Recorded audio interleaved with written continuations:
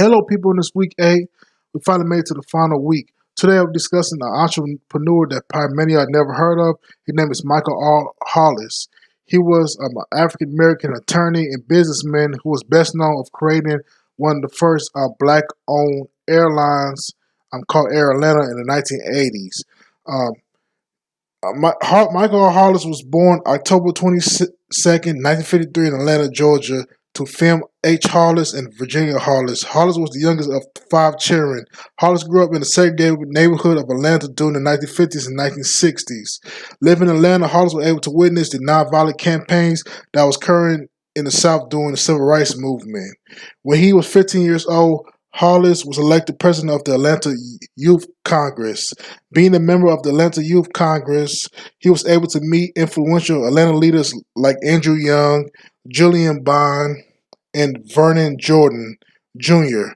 Hollis attended and graduated Booker T. Washington High School in Atlanta, Georgia.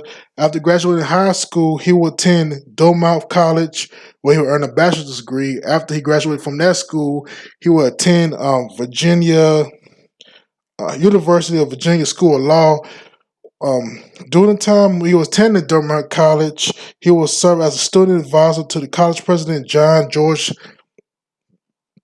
John George. He was also the first African American to be elected national president of the 30,000 member student division of the American Bar Association. He would receive his Juris Doctor degree from the University of Virginia School of Law. After he passed the bar in Virginia, he would work briefly with a law firm of Halsell and Post in Atlanta. In 1979, President Jimmy Carter appointed Hollis as Associate Chief Counsel of the President Commission of the accident at the Miles Island in Midtown, Pennsylvania.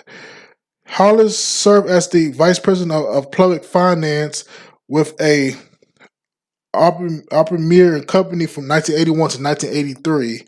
Hollis would become an entrepreneur during the 1980s, that decade. Hollis established a black-owned air company called Air Atlanta.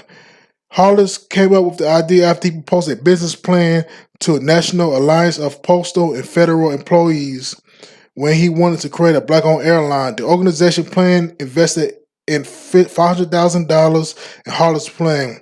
Air Atlanta was launched in February 1984. Despite being launched, the company was basically short-lived, where it would file for bankruptcy 3 years later in 1987, which it closed down. But despite for its closing, Hollis would venture in other businesses during this time, including establish Hollis communication um, with Atlanta businessman H.J. Russell. The company owned an Atlanta radio station that was later sold to Cox Enterprises. He established other companies that included Hanover Credit Company and Blue Sky Petroleum Company. The Blue Sky Petroleum Company owned dozens of convenience and petroleum retail stores in Atlanta.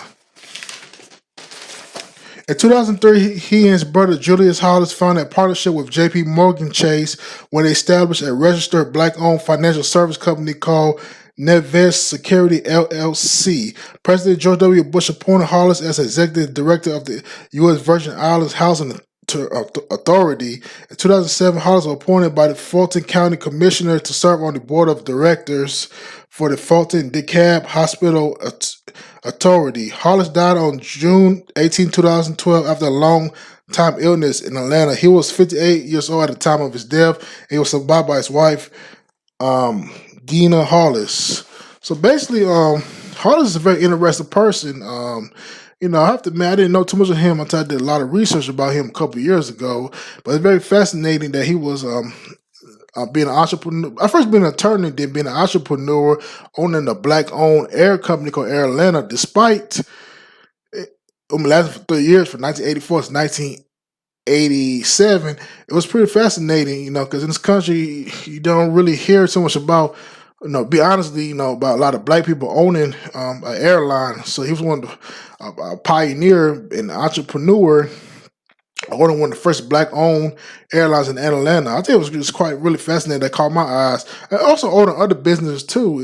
Despite his company going bankrupt, he still was able to invest in other companies to get involved in like the Blue Sky Petroleum and create a communication group and all. So he was a very prolific businessman. I know a lot of people might not really hear about. No, the 1980s was a pretty fascinating time for basically black entrepreneurship. I know the biggest one was well known was pretty much Robert Johnson. He was the founder of BET, Black Entertainment Television, in 1980, which was 40 years ago. But also too, you have Oprah Winfrey, when she started the Oprah Winfrey Show, because she was going to be a billionaire later on. So it was a very fascinating time for black entrepreneurship. And there's another guy, I forgot his name, that was also a well-known entrepreneur. I can't remember his name right now, but Michael Hollis is a guy that I think people need to study and research about, and I think research about him. He's a very fascinating person, and I think he is too as well. But that's basically my video and topic I want to talk about. I hope you have a good day, and it's been a great semester, having class and talking to some of y'all. So best of luck to the rest of y'all the rest of the time. Y'all can do your PhD degrees.